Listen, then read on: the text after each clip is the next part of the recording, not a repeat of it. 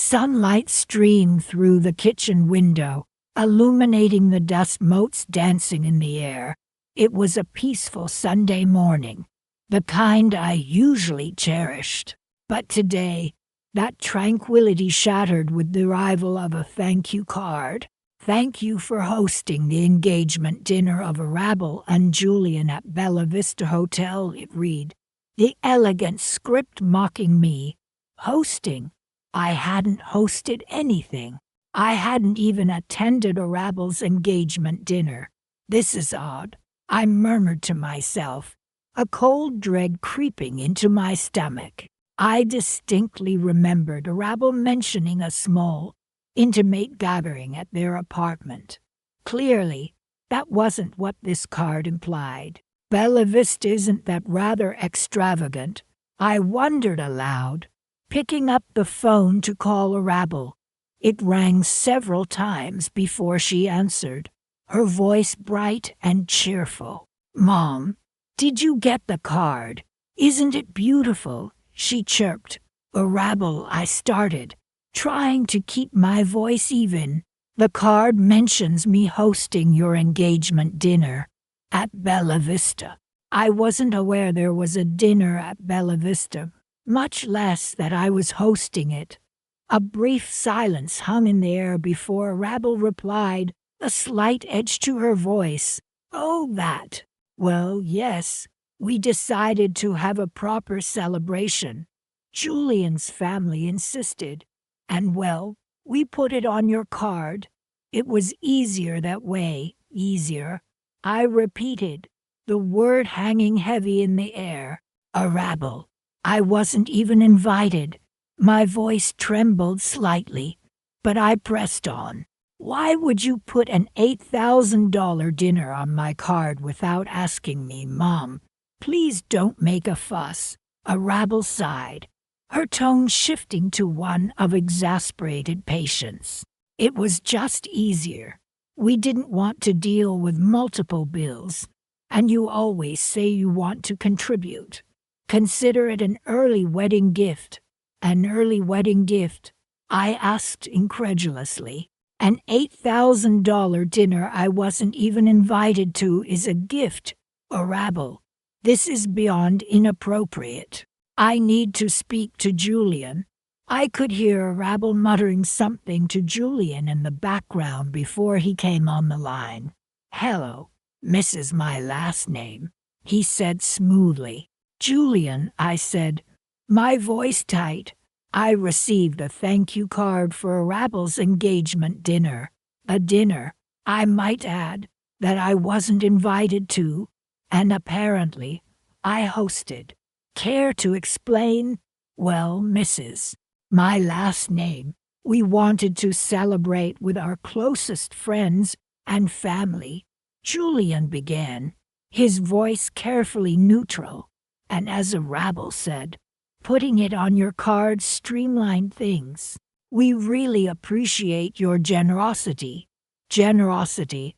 I wasn't given the opportunity to offer. I countered. Julian, this is not about the money, though frankly, $8,000 is a significant amount. This is about respect, about being included in my own daughter's life. I wasn't even informed, let alone invited. I understand your concerns, Julian said smoothly, but the dinner is done. Everyone had a wonderful time. Perhaps we can have a small family dinner soon to celebrate properly. A small family dinner, I echoed, a bitter laugh escaping my lips. After you excluded me from the actual celebration, after you used my credit card without my permission, a silence fell on the other end of the line. I could practically hear the gears turning in Julian's head. Look, he finally said, we didn't mean to upset you. We just wanted to make it special. Special for whom? I asked, the question hanging in the air. I think we've said all there is to say, I added, ending the call abruptly. I sat there for a moment, the phone still warm in my hand, $8,000. Bella Vista. An engagement dinner I wasn't invited to. A wave of dizziness washed over me. I got up and poured myself a glass of water, my hands shaking slightly. This wasn't just about the money. It was a blatant disregard for me, for my feelings, for my place in their lives. I walked over to my desk and opened my laptop, logging into my online banking. There it was, staring back at me. The Bella Vista charge, a stark $8,500. More than I'd anticipated. It confirmed my suspicions they hadn't just disregarded my feelings. They'd actively chosen to exclude me, and not just Arabel, but Gavin too. I scrolled through the recent transactions and saw another charge from the same hotel a few weeks prior, a smaller amount, but still substantial. A quick call to the hotel confirmed it. A staycation, booked under Gavin's name, charged to my card. He'd muttered something about a business trip, needed a place to focus. Lies, all lies. The anger that had been simmering within me finally boiled over. They thought they could use me, treat me like a walking ATM, and I would just smile and nod. They were wrong, dead wrong.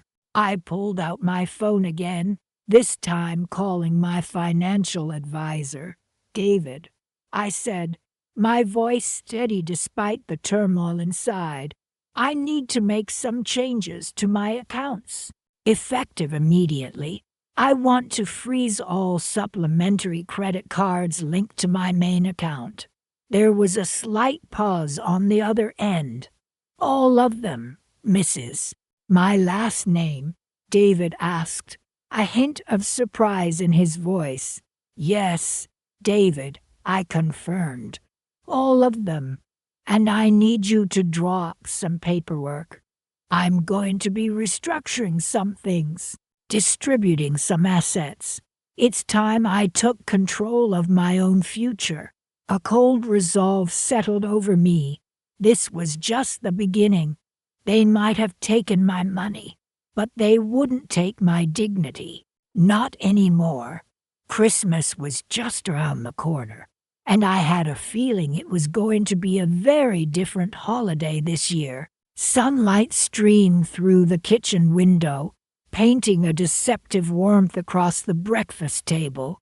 A deceptive warmth, just like the thank you card propped against the sugar bowl. Thank you for making our special day so wonderful.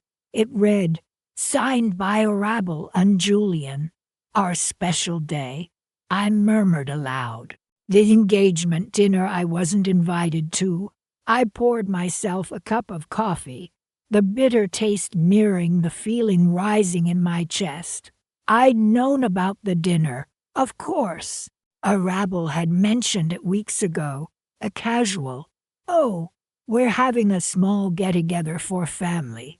Clearly, my definition of family differed greatly from hers.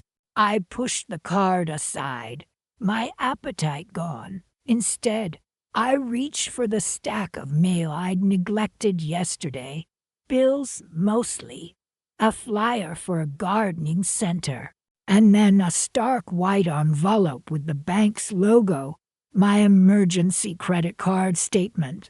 I rarely used this card, keeping it for, well, emergencies. My hand trembled slightly as I tore it open. My eyes scanned the page, then widened in disbelief. $8,500. $8,500 charged to my emergency credit card. The date of the transaction matched Arabel's small get-together. $8,500. I repeated, the words catching in my throat. I grabbed my phone, dialing Arabel's number. It went straight to voicemail. Arabel, it's Mom. Please call me back. It's about your dinner. I hung up, my hands shaking. Then I called Gavin, my son. He picked up on the third ring. "Hey, Mom." His voice sounded distracted. "Gavin, did you know anything about Arabel charging $8,500 to my emergency credit card?" There was a long pause, filled only with static. "Gavin." "Oh, yeah, Mom." "About that," he began, his voice trailing off. "About that. About that what? Explain to me how this happened, Gavin." I could feel my voice rising, but I couldn't seem to stop it. "Look, Mom, it was just a misunderstanding," Gavin stammered. "Arabel needed some help with the dinner, and well, your card was there. My emergency credit card was in my wallet, in my purse, Gavin. Not exactly readily available for party planning." My voice dripped with sarcasm. We figured you wouldn't mind," he mumbled. "You figured I wouldn't mind. You charged $8,500 to my card without asking, for a dinner I wasn't even invited to, and you figured I wouldn't mind." I was practically shouting now, my hands clenched into fists. "Look, Mom, we were going to pay you back," Gavin said quickly, his voice rising in pitch. "Pay me back? When? How? With what money?" "Gavin." I took a deep breath, trying to regain some semblance of composure. "I want answers, Gavin, and I want them now." He mumbled something about calling me back and hung up. I stared at the phone in my hand, feeling a wave of nausea wash over me. $8,500. The amount kept echoing in my mind. It was more than just the money. It was the blatant disregard, the assumption that they could use my resources without a second thought, the casual exclusion from a supposedly important family event. I sat down heavily at the kitchen table, the sunlight now feeling mocking rather than warm. I picked up the thank you card again, the saccharine message now a cruel joke. I ripped it in half, then in half again, until it was nothing but confetti in my hand. The anger was slowly giving way to a cold, hard resolve. This wasn't just about the money. This was about respect, about boundaries, about taking back control. I knew I wouldn't cry. I knew the tears were too far down, frozen somewhere deep inside. What I felt now wasn't sadness. It was a quiet, simmering anger, an anger that was beginning to solidify into a plan. They wanted to play games, fine. I could play too, and I had a feeling I was just getting started. This Christmas was going to be different. Very different. Rain lashed against the living room window, mirroring the storm brewing inside me. I sat there numb, the thank you card clutched in my hand, a cruel mockery of gratitude. "Thank you for making Arabel and Julian's engagement dinner so special," it read, signed by my daughter and her fiancé, an engagement dinner I hadn't even been invited to. I picked up my phone, the screen still displaying the shocking $8,500 charge on my emergency credit card. $8,500 for a dinner I wasn't invited to. My stomach churned. "Arabel," I'd said when she'd called, breathlessly excited.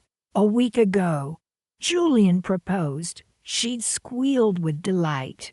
"We're having a small engagement dinner with just a few close friends. We'll have a big party later, I promise." She'd rushed on before I could respond. "Gotta go, Mom. Planning an all-small dinner." I muttered to myself, the credit card statement mocking me from the coffee table. I closed my eyes, images flashing through my mind. Arabel as a little girl, her tiny hand wrapped round my finger. "Gavin, her older brother beaming as he received his first bicycle, a gift I'd scrimped and saved for months to buy. Years of birthdays, Christmases, graduations, a lifetime of sacrifices, large and small, woven into the tapestry of their lives. And this blatant disregard, this casual cruelty, was the thanks I got. My phone buzzed. A text from Gavin. "Mom, can you transfer some cash? Rent's due, and I'm a little short this month." I stared at the message, a wave of nausea washing over me. Rent short. He had a well-paying job. Where was his money going? A sickening realization began to dawn. The new car he'd bought with his savings, the designer clothes he'd been sporting recently. Had he been using my money too? I stood up abruptly, pacing the length of the living room. The rain outside had intensified, the wind howling like a banshee. The storm within me matched its ferocity. How could they do this to me? I'd always put them first, always ensured they had everything they needed, often at my own expense. I'd worked tirelessly, taken extra shifts, skipped vacations, all for them. And this was how they repaid me, by excluding me, by treating me like I was nothing, by using me. I sank back onto the sofa, the exhaustion heavy in my bones. It wasn't just the money. It was the betrayal, the feeling of being invisible, irrelevant, of being used and discarded. I'd dedicated my life to them, and they'd treated me like an ATM, an afterthought. My throat tightened, tears threatening to spill, but I pushed them back. Crying wouldn't solve anything. I needed to think. I needed a plan. I retrieved my laptop, the cold metal a stark contrast to the burning anger in my chest. Logging into my bank account, I scrolled through the transactions. There it was, plain as day. The $8,500 charge to the exclusive restaurant, followed by a smaller charge, $500, to the same place a few days prior. A tasting menu. The description read, "A tasting menu for a dinner I wasn't invited to. A dinner they'd used my emergency credit card to pay for." My fingers hovered over the keyboard. A cold, hard resolve began to solidify within me. This had to stop. I needed to take control, not just of my finances, but of my life. They'd taken my generosity for granted, my love for weakness. They'd treated me like a doormat. No more. With a deep breath, I clicked on the freeze account button next to Gavin's linked debit card. Then, I did the same for Arabel's. A small, bitter smile played on my lips. They wouldn't be able to access a single cent, not without coming to me first. And when they did, well, things were going to be different. Very different. Next, I navigated to the credit card section. I clicked on the emergency card, the one they'd so carelessly used for their extravagant celebration. Report lost or stolen. I clicked, a sense of grim satisfaction washing over me. They'd learn. They'd learn that actions have consequences. They'd learn that I wasn't a bottomless pit of money, an endless source of support they could tap into without a second thought. They'd learn what it meant to stand on their own 2 feet. The rain continued to batter against the windows, but the storm inside me had begun to subside, replaced by a strange sense of calm. It was almost Christmas. They usually expected lavish gifts, trips, extravagant gestures. This year, things were going to be different. Very different. I closed my laptop, the faint glow of the screen reflecting in my eyes. The rain had stopped, a sliver of moonlight breaking through the clouds. A new dawn was breaking, and for the first time in a long time, I felt a flicker of hope, a sense of anticipation for the future. A future where I was in control. A future where I put myself first. The quiet hum of the refrigerator was the only sound in the hallway. I clutched the credit card statement, the ink blurring under my fingertips. $8,500. $8,500 at the Grand Regency, Arabel's engagement dinner. The one I wasn't invited to. The one they thanked me for in a saccharine card, tucked between coupons for frozen peas and discount dog food. The chill that crept up my spine had nothing to do with the air conditioning. I could feel the blood draining from my face, leaving me lightheaded. I leaned against the wall, the floral wallpaper a mockingly cheerful backdrop to my despair. This wasn't just about the dinner. It was about the years of quiet sacrifices, the constant giving, only to be met with this calculated erasure. A door creaked open, and Gavin strolled out, a set of car keys dangling from his finger. "Hey, Mom," he said, his voice casual, almost too bright. "Mind if I borrow your car? Need to run some errands." My voice was a dry rasp. "Errands? Gavin, what kind of errands?" He shrugged. "Just stuff. Gotta pick up some things for you know." He trailed off, avoiding my gaze. He knew. They both knew. "Gavin," I said, holding up the statement. "Do you recognize this?" His eyes widened slightly as he glanced at the paper. "Yeah, that's the bill from Arabel's engagement dinner. Fancy place." "Ah," he gave a weak chuckle, nervously jingling the keys. "Fancy," I repeated, my voice flat.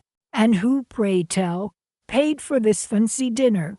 "Well, you did," he said, as if it were the most obvious thing in the world. "Arabel called and said you'd offered to cover it. Said it was your engagement gift." My breath hitched. Shesh said I offered. The audacity of it was breathtaking. A brazen lie, delivered with the expectation of complete compliance. I closed my eyes for a moment, struggling to regain my composure. "Look, Mom," Gavin continued, his voice taking on a pleading tone. "We really needed your help. Julian's family, they're not exactly well off, and we wanted to make a good impression. Arabel was so stressed about it. You know how she gets. So you used my emergency credit card?" I asked, my voice barely a whisper.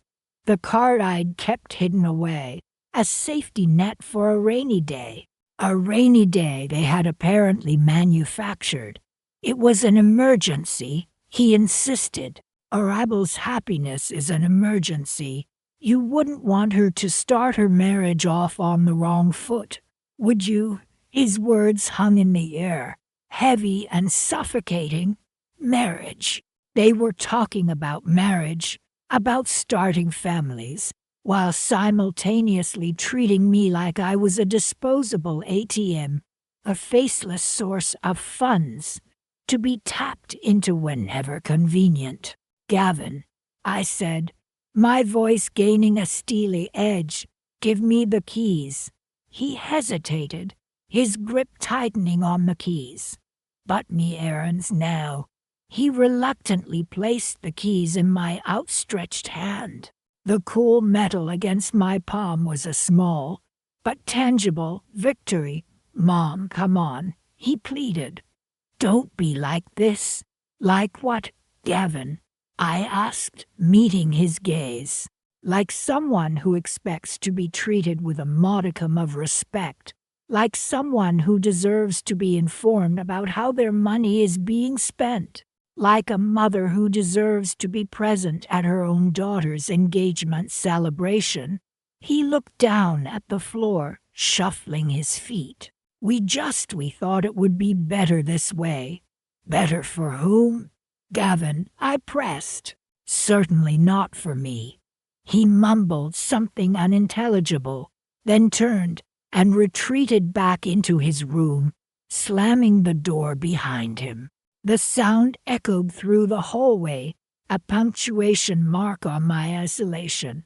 I stood there for a long moment, the silence broken only by the hum of the refrigerator. I thought about the Christmases past, the carefully chosen gifts, the elaborate holiday dinners, the endless efforts I had made to create a sense of family, of belonging. And what had I received in return?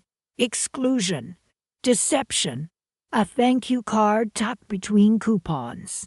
Something shifted inside me, a quiet resolve, a hardening of my heart. I walked to the kitchen, pulled out a chair, and sat down at the table. I reached for my phone and began to dial.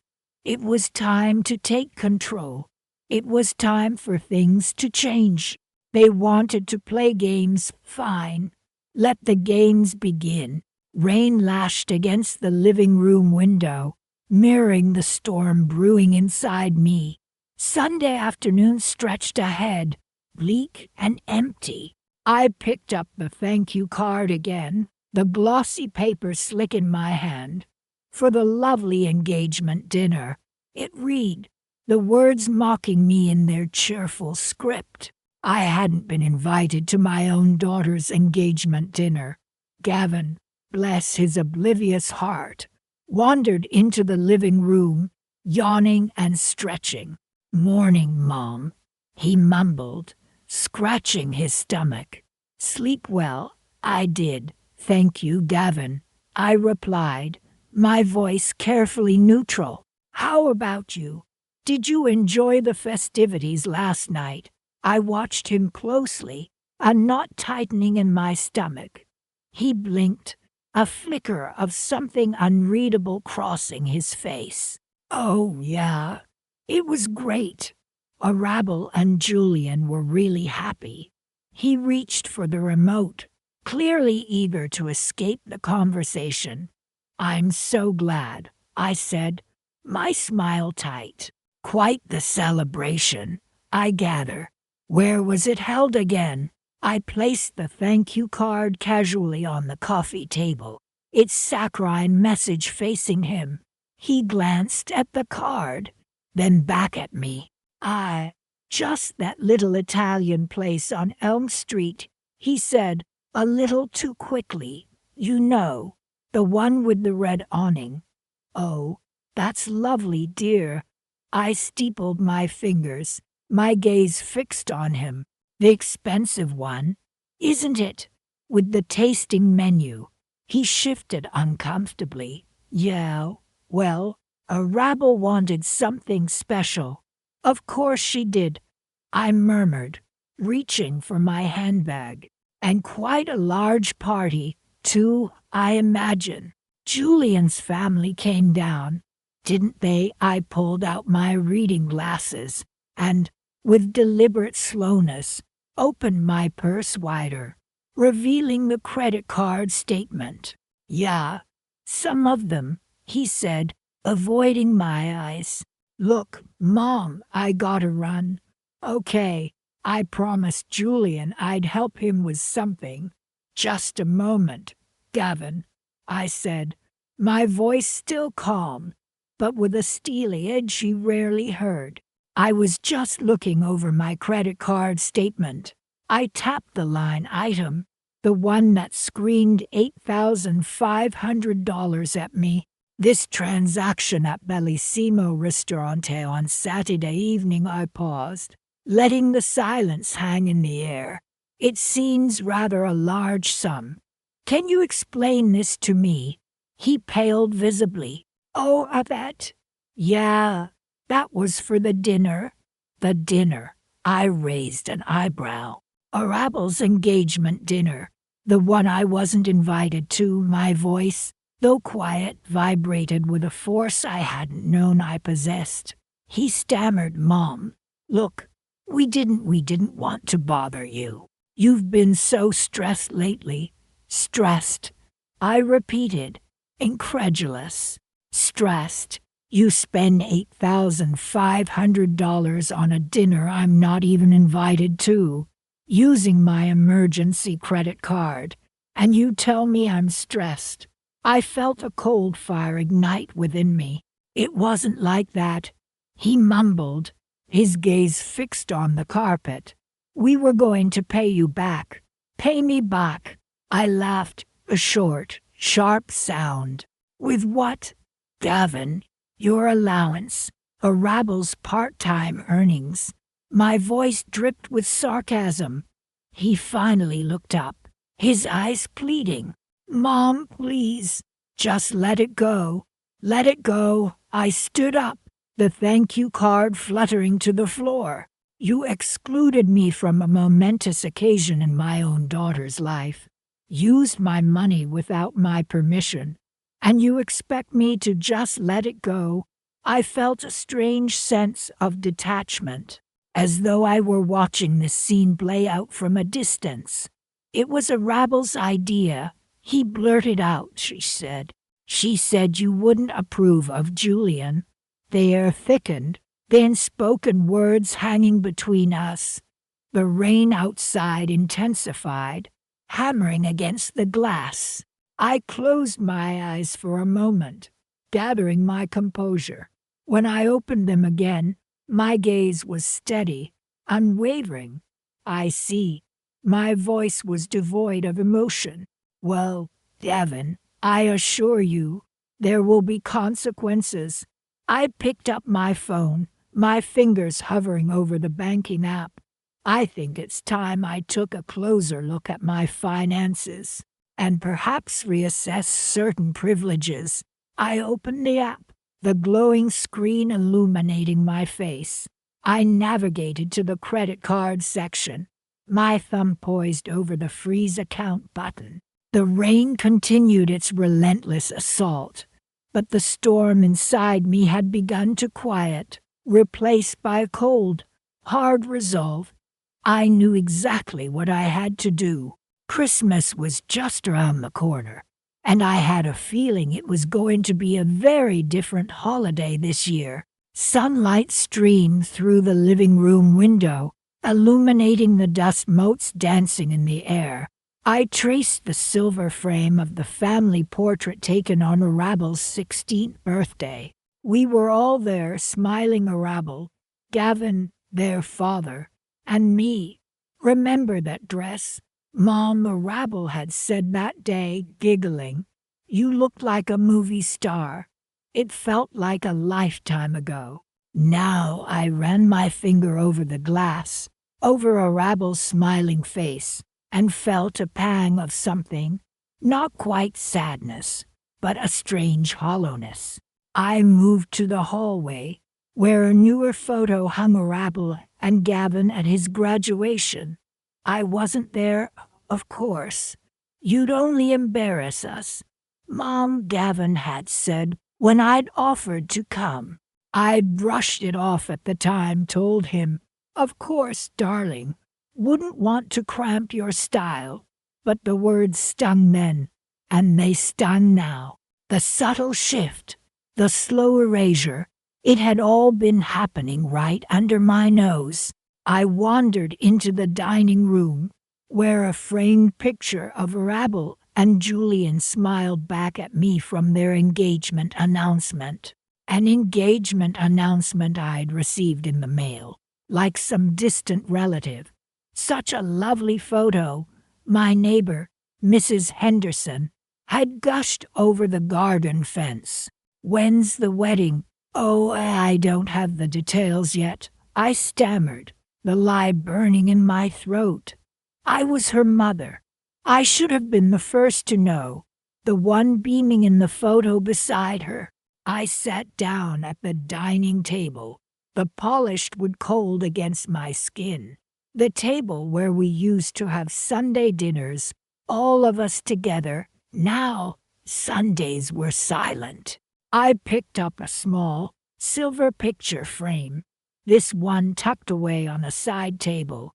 It was a photo of just me and Arabel, taken at the beach when she was a little girl. She was perched on my lap, her small hand clutching a seashell, both of us laughing.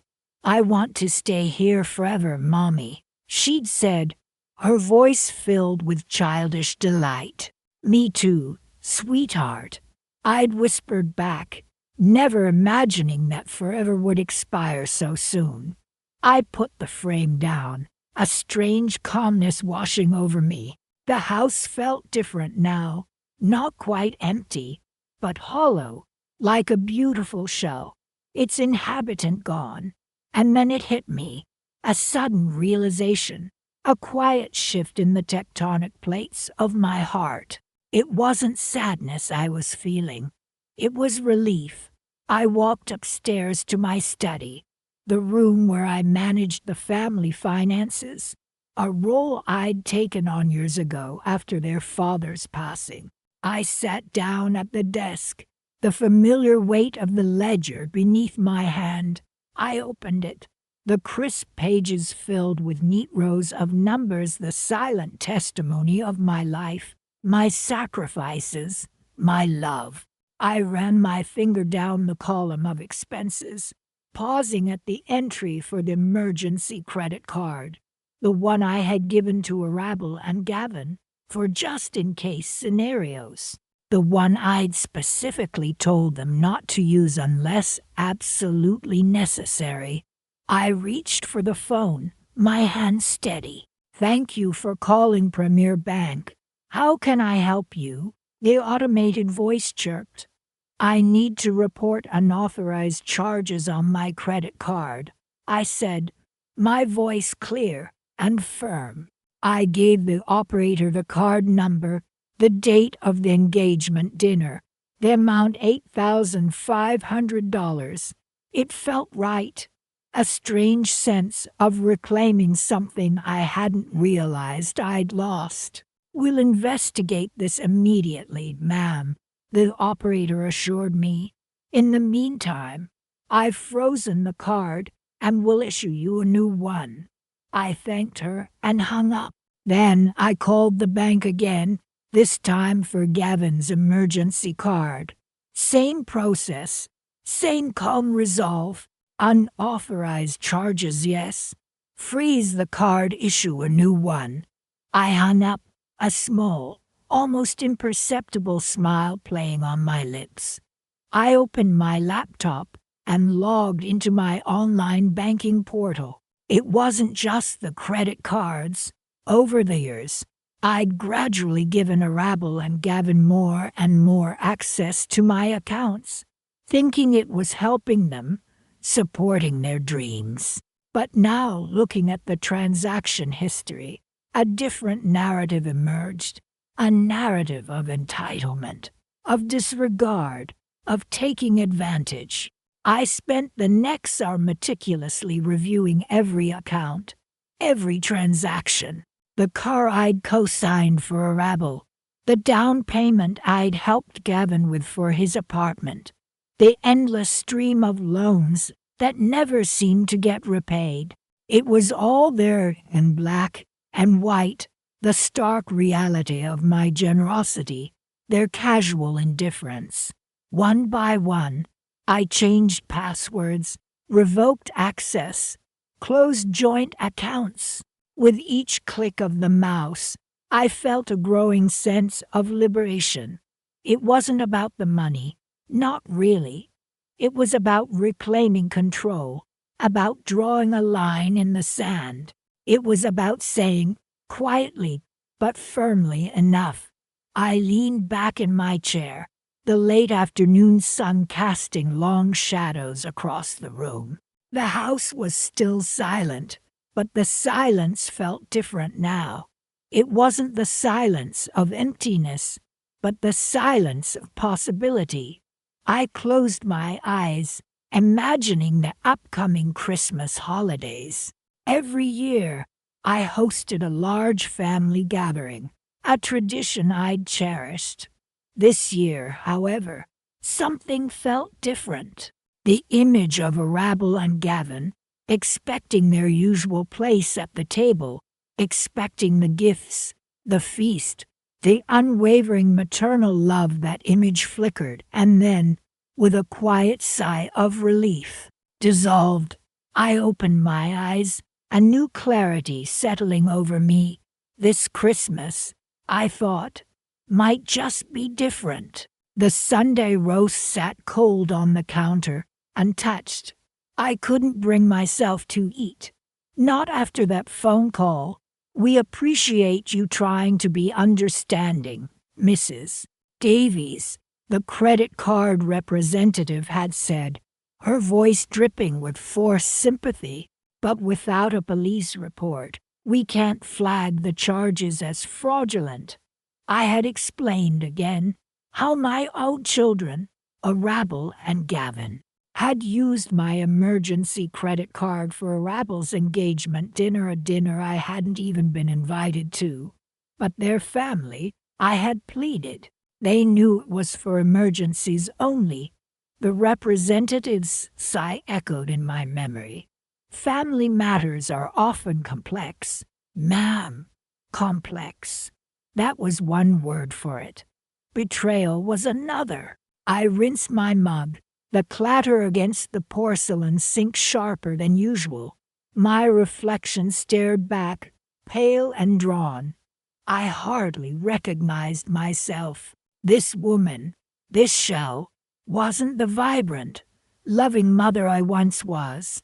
The woman who had poured her heart and soul, not to mention her savings, into raising her children. And for what? To be excluded, dismissed, treated as an inconvenience. "They'll pay me back," I muttered to my reflection. They promised. But the words felt hollow, even to my own ears. The empty promise echoed the emptiness in my heart. I pulled out a chair at the kitchen table, the smooth wood cold against my fingertips. The silence of the house pressed down on me. Normally, Sundays were filled with the comforting sounds of family laughter, the plinking of cutlery, the murmur of conversation. Today, however, there was only the ticking of the clock on the wall, each tick a sharp reminder of the gaping hole that had been ripped through my life. I reached for the phone book, a hefty, outdated tome I hadn't used in years. There was a certain grim satisfaction in the weight of it, the physicality of taking action. I flipped through the pages, my finger tracing down the columns of names until I found the number I was looking for.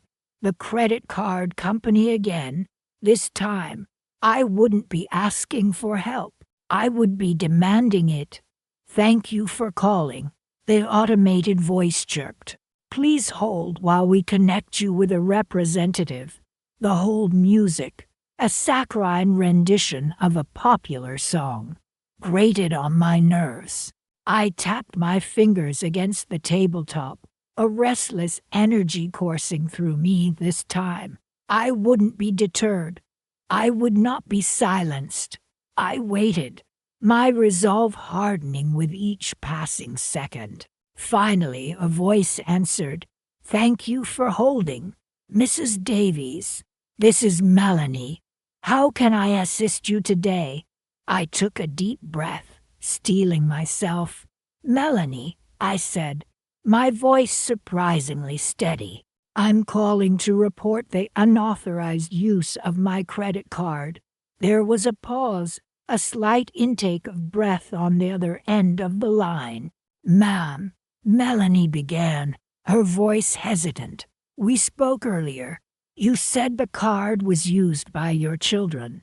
"That's correct," I replied, my voice firm. "And they did so without my knowledge or permission. I am reporting it as unauthorized use. I want the card frozen immediately." Another pause, this one longer, filled with the unspoken question hanging in the air. Mrs. Davies, Melanie said finally, her voice tinged with a new respect. I understand. I can certainly freeze your card. Can you please confirm the last four digits? I provided the information, my hand trembling slightly as I did. It was done. The first step, a small victory, perhaps, but a victory nonetheless. Your card has been frozen, Mrs. Davies, Melanie confirmed.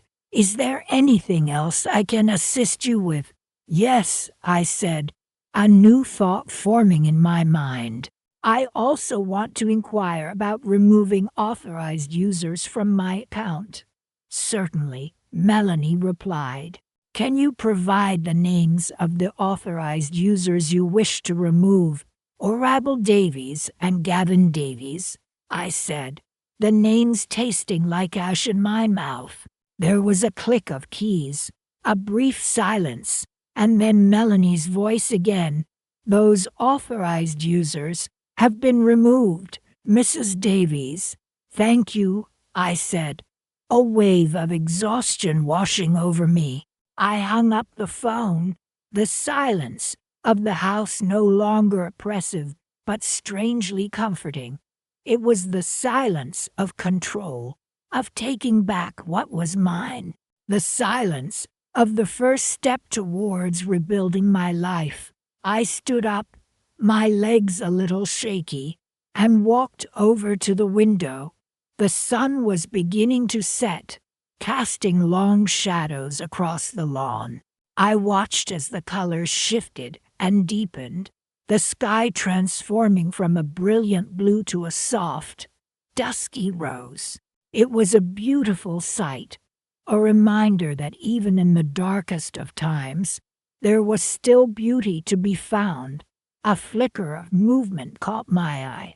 It was Gavin pulling into the driveway in my car, the car he had conveniently borrowed for the weekend. Also, without asking, he stepped out, whizzing cheerfully, oblivious to the storm brewing inside the house. I watched him, a slow smile spreading across my face. He hadn't even noticed the second car missing from the driveway, the one I had quietly transferred to a secure storage facility earlier that day, along with the spare set of keys. Let's see how he gets to work tomorrow. Christmas is just around the corner. It's time I started thinking about myself. Sunday afternoon sunlight warmed the kitchen tiles. As I dialed the number, my hand trembled slightly, the cool ceramic of the mug warming my palm. Thank you for calling First Fidelity Bank. This is Patricia. How can I help you? A cheerful voice chirped. I took a deep breath. I need to report fraudulent activity on my account. Patricia's tone shifted, professional and concerned. Certainly, ma'am.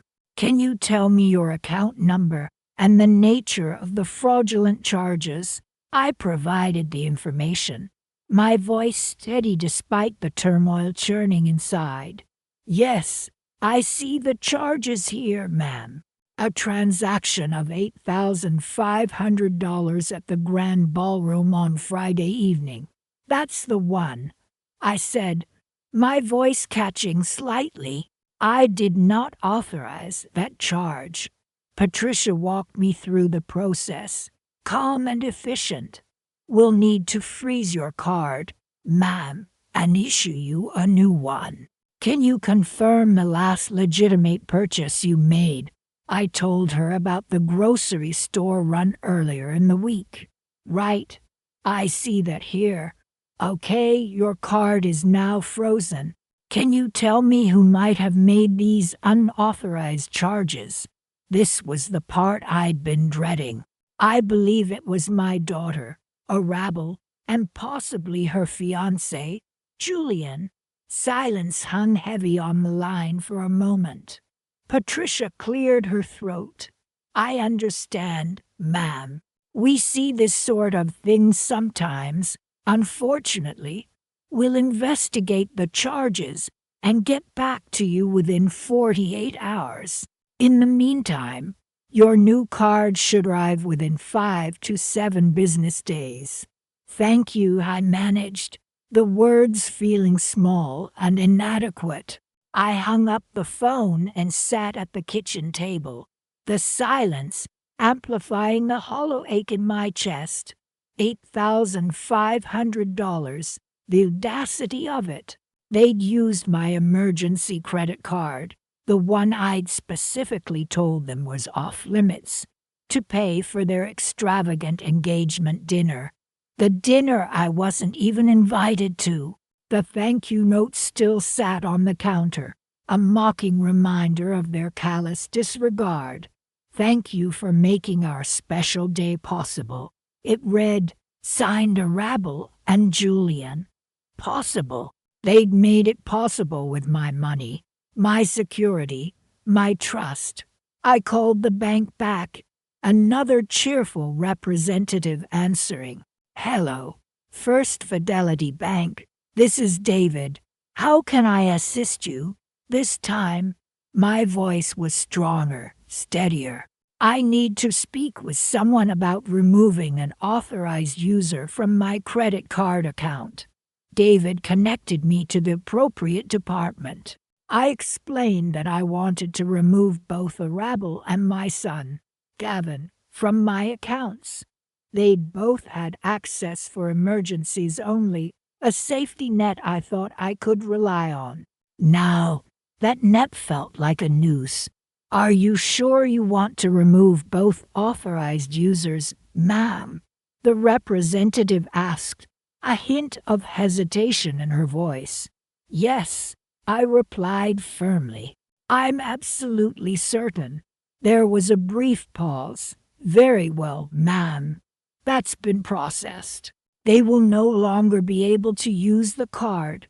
The relief that washed over me was unexpected. A quiet sense of reclaiming something I hadn't realized I'd lost. Control. The afternoon stretched on. The silence in the house no longer oppressive, but almost peaceful. I made myself a cup of tea, the warmth spreading through my hands, a small comfort. The thank you card still sat on the counter. I picked it up, the glossy paper slick beneath my fingers. I thought about the lavish dinner, the champagne toasts, the smiling faces. The image wavered, replaced by the cold, hard numbers on my credit card statement. $8,500, the price of betrayal. I walked over to the shredder, the low hum a steady rhythm against the quiet of the house. I fed the thank you note into the machine, watching as it sliced the paper into thin, meaningless strips. A small, bitter smile touched my lips. This was just the beginning. I had more calls to make. The car insurance company, the phone company, all the accounts they'd been leeching off of, all in my name. The thought of their panicked calls, their indignant questions, filled me with a strange sense of satisfaction. They wouldn't be thanking me anytime soon, and for the first time in a long time, I didn't care. Christmas was just around the corner. It would be different this year. Very different. Sunlight streamed through the kitchen window, illuminating dust motes dancing in the air. I sat at the kitchen table, laptop open, a mug of lukewarm tea forgotten beside me. It was a quiet Sunday afternoon, the kind I used to cherish, filled with the gentle hum of family life. Now, it was filled with the quiet hum of my laptop fan and the click of the keyboard. I navigated the bank's website. Just a few more clicks, I murmured to myself, and it will all be done. The online banking portal finally loaded. I navigated to Gavin's supplementary credit card, the one I'd foolishly added him 2 years ago. thinking it would help him in an emergency. He's a responsible young man. I'd told myself then, he'll only use it when he truly needs it. How naive I had been. The engagement dinner, the lavish expenses, the complete disregard for my feelings, it all pointed to a pattern of entitlement I'd allowed to fester. I stared at the screen. The account details laid bare before me. There it was, the pending transaction for a new set of golf clubs, nearly $2,000. He really thinks he can just keep spending my money, I muttered, a cold knot forming in my stomach. The audacity. He hadn't even bothered to ask. He just expected that I would foot the bill for his extravagant lifestyle. My fingers hovered over the keyboard. This was it. The final step. I could almost feel Arabel and Gavin's outrage, their indignant phone calls, their accusations. But Mom, I needed those clubs. I had a tournament coming up. Gavin would whine. You're being so unfair. Arabel would chime in, always quick to defend her brother, even when he was clearly in the wrong. Let them call. Let them rage. I wouldn't answer. I wouldn't engage. I was done being their silent, enabling bank. I took a deep breath and clicked the button to revoke Gavin's access to the card. Access denied. The screen flashed. A wave of relief washed over me, stronger than I'd anticipated. It was done. Finally. He wouldn't be able to charge another cent to my account. I closed the laptop, the snap of the lid echoing the finality of my decision. The silence in the kitchen felt different now, no longer heavy with resentment, but lighter, almost peaceful. I stood up, walked to the window, and looked out at the street below. The world outside seemed brighter, the colors more vibrant. It was as if a weight had been lifted from my shoulders, freeing me to breathe again. I thought about the upcoming holidays. Christmas just a few weeks away. Usually, I'd be frantically planning elaborate meals, buying extravagant gifts, trying to create the perfect family Christmas. This year would be different. I wouldn't be hosting. I wouldn't be spending a fortune on gifts they wouldn't appreciate. This year, I whispered to myself, a small smile playing on my lips. I'm doing things differently. I pictured a quiet Christmas, just me, perhaps a small, intimate dinner with a friend or two. A Christmas where the focus wasn't on pleasing my ungrateful children, but on rediscovering my own joy. I'd always loved to travel, to explore new places, to experience different cultures. Perhaps a trip to Europe, a cruise through the Mediterranean. The possibilities seemed endless now, unburdened by the financial drain of supporting two adult children who treated me like an ATM. A sudden thought struck me. I opened my laptop again, a new sense of purpose filling me. I navigated to a travel website, my fingers flying across the keyboard. Paris. I typed into the search bar images of the Eiffel Tower, the Louvre, and charming Parisian cafes filling my mind. A Christmas in Paris, I murmured, a thrill of excitement coursing through me. Why not? The search results popped up, showcasing a range of hotels, flights, and tour packages.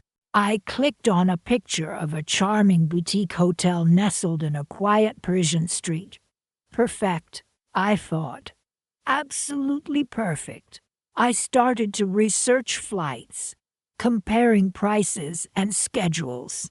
The thought of escaping the drama, the expectations, the constant demands of my children filled me with a sense of liberation I hadn't felt in years. I glanced at the clock on the wall. It was late afternoon, the sun beginning to dip below the horizon, casting long shadows across the kitchen floor. I had a lot of planning to do. Flights to book, hotels to reserve, itineraries to create. This Christmas wouldn't be about strained family dinners and forced smiles.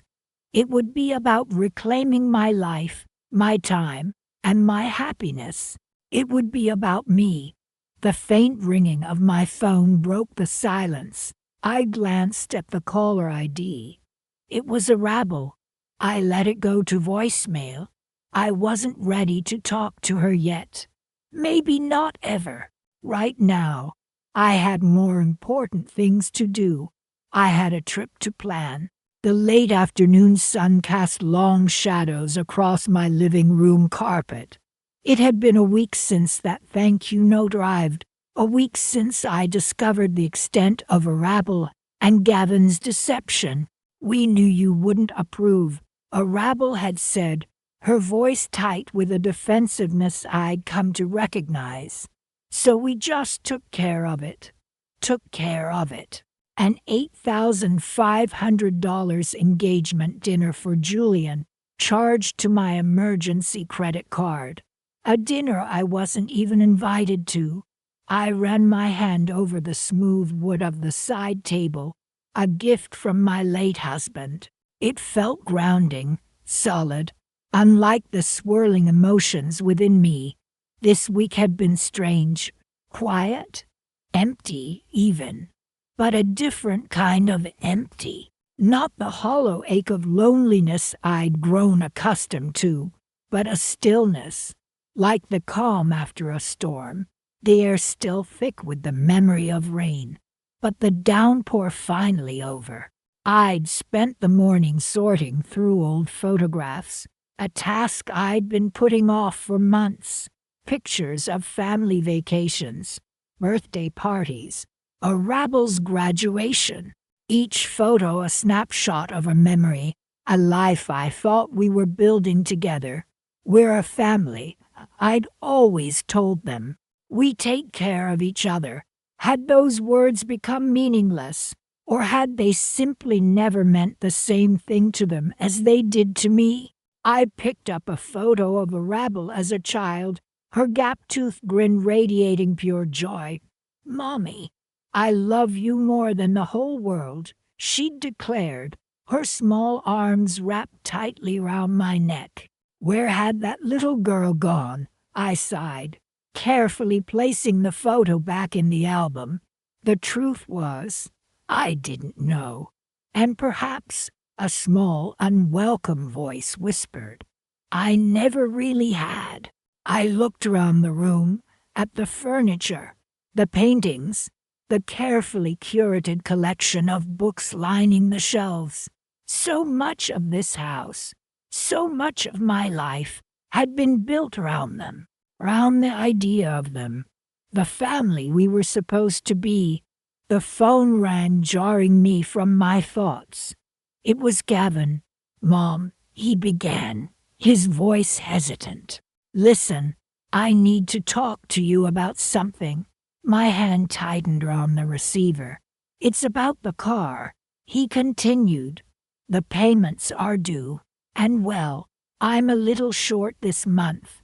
The car, another gift, another sacrifice, a brand new car for his graduation, a stepping stone into adulthood, or so I'd thought." "Gavin," I said, my voice surprisingly steady, "I need you to come over here. We need to talk." There was a pause on the other end of the line. "Is something wrong?" he asked, a note of apprehension creeping into his voice. "Just come over, Gavin," I repeated, my voice firm. "And Arabel too, both of you." After the call, I went into the kitchen and made myself a cup of tea. The familiar ritual, the warmth of the mug in my hands, was oddly comforting. As I sipped my tea, I looked out the window at the setting sun. The sky was a blaze of orange and pink, a breathtaking spectacle of nature. I felt a strange sense of peace wash over me. This wasn't the ending I'd envisioned, not the happy, bustling family gatherings around the Christmas tree, the joyful celebrations of milestones and achievements. But it was an ending nonetheless, a closing of a chapter. The doorbell rang. They were here. I took a deep breath, set down my teacup, and walked towards the door. It was time. Time to rewrite the narrative. Time to reclaim my story. "Mom," Arabel said as she stepped inside, her eyes wide with concern. "What's going on? Is everything okay?" Gavin stood behind her, his expression equally anxious. "Come in," I said, gesturing towards the living room. "Sit down." They exchanged a nervous glance before taking a seat on the sofa. I remained standing, looking down at them. "I've been doing a lot of thinking this past week," I began, my voice calm and measured, "about family, about responsibility, about the future." Arabel shifted uncomfortably in her seat. "Mom," she started. "About the dinner," I held up a hand to silence her. "We'll get to that," I said. "But first, I want to talk about Christmas." Their expressions changed, a flicker of confusion replacing the anxiety. Christmas. What did Christmas have to do with anything? I reached into my pocket and pulled out a small, velvet box. I opened it, revealing a pair of intricately designed diamond earrings. They sparkled in the soft light of the living room, catching the firelight from the nearby hearth. "These," I said, holding the box out towards Arabel, "are for you." Arabel looked at the earrings, then at me, her eyes widening in disbelief. "Mom," she stammered, "these are beautiful." But I cut her off. "They're a Christmas gift," I said, "an early one, and they're a symbol." I paused, letting the weight of my words sink in. "A symbol of a fresh start, a new beginning." "What do you mean?" Gavin asked, his brow furrowed in confusion. "I mean," I said, my voice gaining strength, "that things are going to be different from now on. I've spent years building a life for you both, sacrificing my own needs and desires for what I thought was the good of the family. But I've realized something. I can't keep living like this. I can't keep pouring my energy and resources into a relationship that isn't being reciprocated." "Mom, that's not fair," Arabel protested. "We love you. Love is shown through actions, not just words," I replied, my gaze steady. "And your actions have spoken volumes." I closed the velvet box and placed it back in my pocket. "The car, Gavin, is being repossessed tomorrow. And Arabel," I turned to her, "Julian will have to find another way to fund his lavish lifestyle. I've canceled all supplementary credit cards and frozen your access to the joint accounts. You're both adults now. It's time you started acting like it." The silence that followed was deafening. The shock on their faces was palpable. This wasn't the reaction they'd expected. They'd come here prepared for a lecture, an argument, perhaps even tears. But not this. Not this quiet, unwavering resolve. "This Christmas," I continued, my voice softening slightly, "I'll be spending it in Switzerland. I've always wanted to see the Alps. Perhaps I'll even learn to ski." Their mouths opened and closed, like fish gasping for air. Switzerland, skiing. This was their mother, the woman who rarely left the house, let alone the country. The woman who lived for their birthdays, their graduations, their every achievement. The woman they thought they had completely under their thumb. I looked at them, really looked at them, and for the first time in a long time, I saw them not as my children, but as the adults they were supposed to be. Adults who had made their choices and would now have to face the consequences. I'll be back in the new year, I said, turning to walk towards the stairs. Perhaps by then, we can all start figuring out what kind of relationship we want to have.